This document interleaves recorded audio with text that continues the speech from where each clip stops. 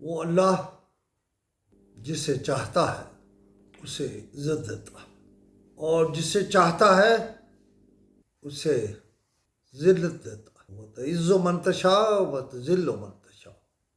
کل تک شریف خاندان کو جیلوں میں ڈالا جا رہا تھا اور عدالتوں میں گھسیٹا جا رہا تھا۔ نواز شریف، شہباز شریف، مریم نواز، حمزہ شہباز اور اکثر شریف پر مقدمات نہیں صرف بنائے جا رہے تھے بلکہ انہیں جیلوں میں رکھا گیا۔ نواز شریف کی پیاری بیٹی مریم نواز نے بھی اپنے باپ کے ساتھ جیل دیکھی۔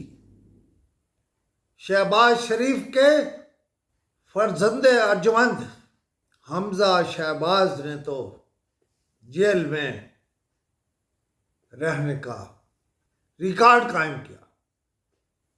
اس سے پہلے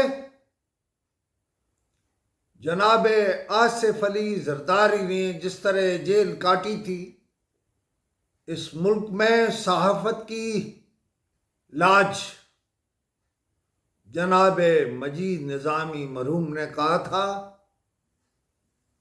آصف زرداری مرد حر ہے۔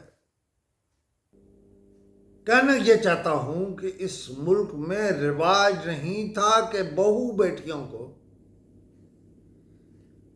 جیلوں میں ڈالا جائے۔ قصور کیا تھا؟ جیلوں میں ڈالا جائے، قصور کیا تھا؟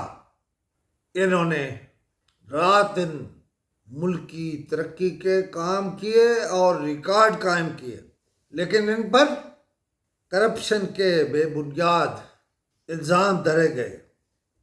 انہوں نے عوامی خدمت کی مثال قائم کی اور یہ مثال اس طرح قائم کی کہ شہباز شریف لانگ بوٹ پہن کر پانیوں میں گھس گیا۔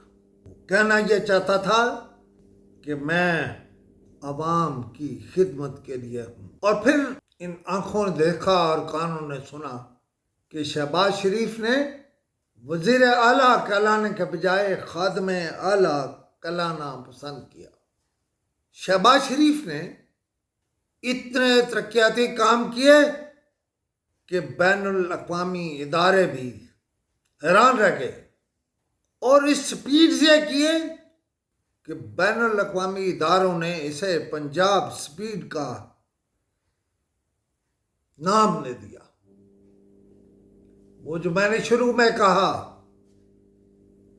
کہ اللہ جسے چاہتا ہے عزت دیتا ہے، خدائے ذوالجلال کو شہباز شریف کی بات پسند آئی۔ وہ اب ملک کے پرائم منسٹر بننے والے ہیں۔ میرا انہیں مشورہ ہے، میاں صاحب، میرا انہیں مشورہ ہے، میاں صاحب، آپ وزیر اعظم کہلانے کے بجائے خود کو خادم اعظم یا خادم عظیم کہلائیں۔